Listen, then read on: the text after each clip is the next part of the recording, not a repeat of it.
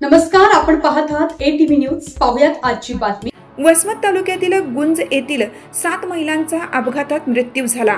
ही अत्यंत दुर्दैवी घटना असून राज्य व केंद्र सरकारने जाहीर केलेल्या मदतीचा पाठपुरावा करून मयतांच्या नातेवाईकांना लवकरात लवकर मदत मिळवून देणार असल्याचे खासदार नागेश पाटील आष्टीकर यांनी सांगितले। शुक्रवारी सकाळच्या सुमारास महिला मजुरांना शेती कामासाठी घेऊन जाणारे ट्रॅक्टर विहिरीत पडून मोठा अपघात झाल्याची घटना घडली। या अपघातात गुंज येथील लहुजी नगरातील 3 मुली 4 महिला अशा 7 जणांचा पाण्यात बुडून मृत्यू झाला।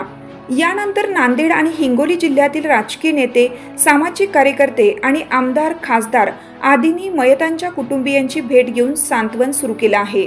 रविवारी खासदार नागेश पाटील आष्टीकर यांनी गुंज येथील लहुजीनगर वस्तीला भेट दिली। त्यांनी मयतांच्या कुटुंबियांशी संवाद साधून धीर दिला। तसेच सर्व पीडितांच्या नातेवाईकांना अन्नधान्याचे वाटप केलं। तसेच वस्तीवर सर्व मूलभूत सुविधा देण्याबाबत प्रशासनाच्या अधिकाऱ्यांना सूचना केल्या। यावेळी माजी मंत्री जयप्रकाश दांडेगावकर यांनी भविष्यात अशा दुर्घटना घडू नयेत यासाठी उपाययोजना करण्याची सूचना अधिकारी यांना केली।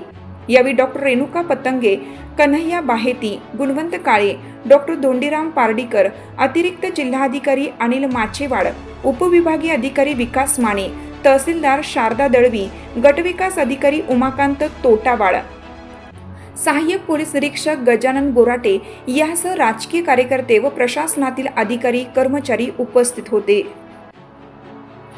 आज या गावामध्ये एका परिवारामध्ये किंवा या सगळ्या कुणबीमध्ये अतिशय वाईट घटना, दुर्दैवी घटना घडलेली आहे आणि अशा पद्धतीने एकाच गावामध्ये सोबत काम करणारे एकाच वेळेस एवढ्या जणांचा मृत्यू व्हावा फार दुर्दैवी आहे।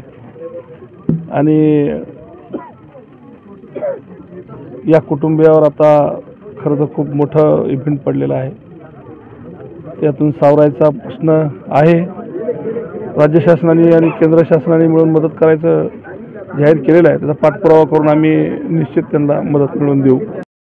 आज मुद्दा म्हणून आमचे SDO साहेब, BDO साहेब, सर्व प्रशासन इथं आहे आणि कालपासून त्यांना कलेक्टर साहेबाला मी बोलल्यामुळं आज इथं कॅम्पसुद्धा लागलेला आहे आणि जे काही यांची फरफट होऊ लागली होती, जे काही कामं होऊ शकत नव्हते, त्यांच्या जमिनीचा प्रश्न आहे, घरकुलाचा प्रश्न आहे, लाईनीचा प्रश्न आहे, हे सगळे तातडीनं एकाच इथं गावामध्येच येऊन सगळ्या गोष्टी करून देण्याच्या दृष्टिकोनातून आज इथं कॅम्प पण लावलेला आहे आणि निश्चित रूपानं त्यांची सगळ्याची आता जे काय अडीअडचणी असतील ते आजच्या घडीला सगळे सॉल्व्ह होऊन जातील।